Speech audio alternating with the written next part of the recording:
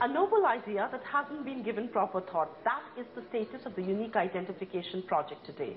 A delay in delivery of numbers being issued, infighting between top government officials, and rising doubts on the viability have cast dark clouds on one of India's most ambitious projects. Swati D'Souza finds out what went wrong with the project and what can really be done to sort out the mess.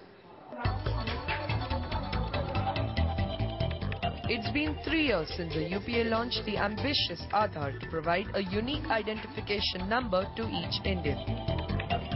Soon thousands of people across the country were enrolling for this biometric ID, which would have multiple uses. The going was good, and at last count the UID enrolled 20 crore Indians and provided IDs to half of them. So where is the project currently? On a 6 weeks break starting last month, and here's what the break is for. For us to take stock of all our achievements, examine our processes, our technology, our audit, etc., and see how we can make any slight improvements or tweaks, and then we intend to definitely roll it out by April. While that is the apparent reason, this break is not without controversy. The Food Ministry recently stopped the project and is working with the National Informatics Center to put in place a system for targeted dissemination of subsidies. And the Home Ministry had raised a security alarm about the involvement of private vendors in the collection of sensitive biometric and personal data of citizens. A matter that was settled just before the project went on its break. The UIDI has taken note of these concerns and will do an intensive review of all processes and procedures over the next few weeks to ensure that all the security concerns are addressed. But these are not the only problems with the UID. Its very structure has been in question for a while. That's because the project commenced even before the Parliament had approved the National Identification Authority of India Bill, which sought to make the UID AI a statutory authority. The Ministry of Planning defended that, saying that it consulted the Ministry of Law and Justice over the matter, which in turn clarified that the government could use its executive powers until the legislation was put into place. But 3 months ago, the Parliament's Standing Committee on Finance, headed by former Finance Minister Yashwant Sinha, rejected that argument and was of the opinion that the proposed bill as well as the UID scheme in its current avatar should be scrapped. So far, the work which has been done of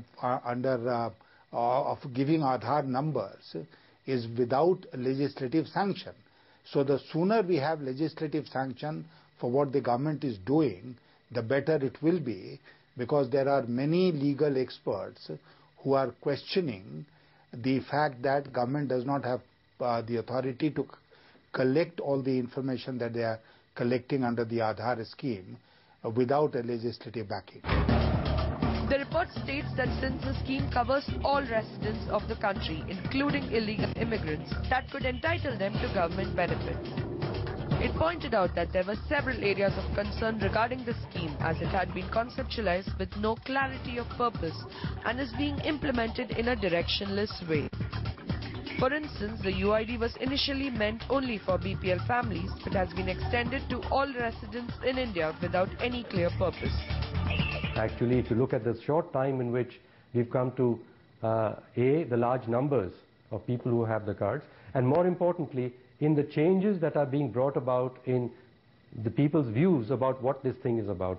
We are a democracy, and we need to have debates and discussions about something which is so new and could have such a wide impact, and we're going through that.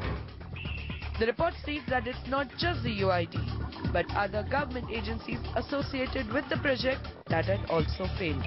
Take for instance the case of the EGOM, which was set up for combining the UID with the National Population Register and for defining clear and specific targets for the scheme.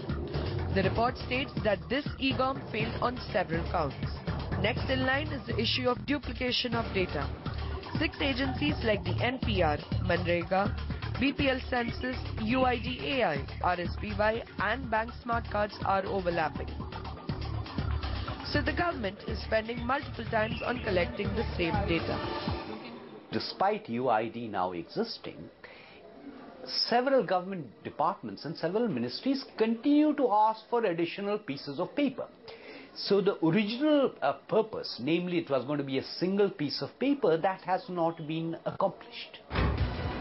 That's not all. The quality of the biometric data collected is also in question. It's a well-known fact that nearly 15% of the population don't have recognizable fingerprints as a result of manual labor. Others are not eligible for retinal scans because of physical deficiencies and disabilities. To top that, since the data provided by each person is verified by a local enrollment agency, there's a huge scope for manipulation, which means that the scheme is not well equipped to plug leakages for targeted subsidies. If you are going to use biometrics and particularly fingerprints on such a large scale and take into account the fact that something like 200 to 250 million people in India do not have proper biometric records, it's going to be a disaster in any policy on inclusion.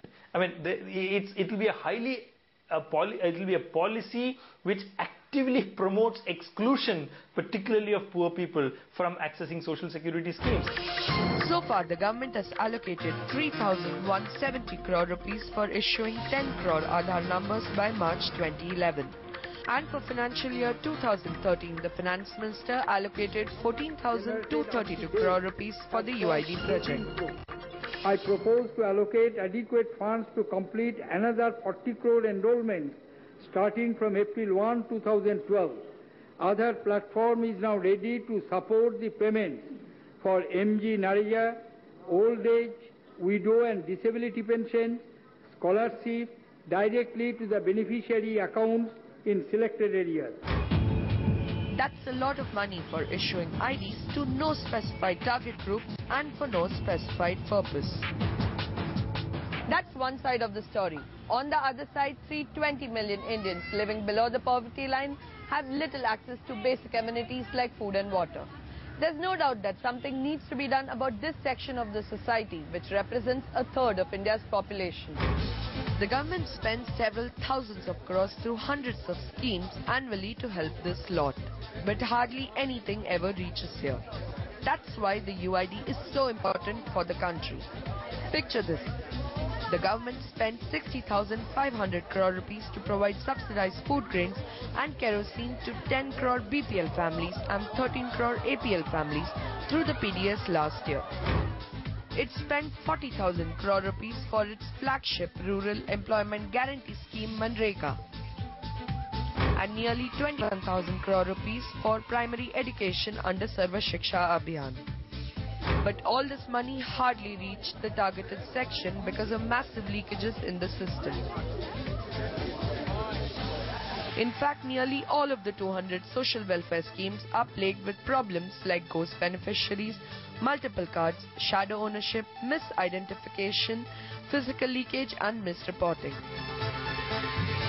Typically, people in India are very good at gaming the system.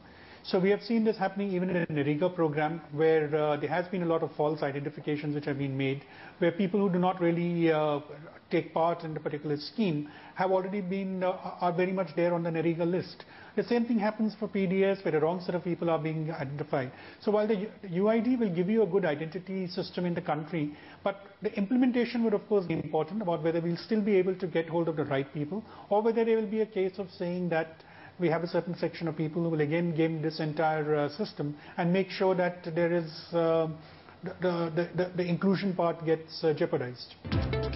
According to a report by BCG, the UID could help plug all these problems and additionally facilitate integration of beneficiaries, faster audits, easy payment management and permit mobility of beneficiaries.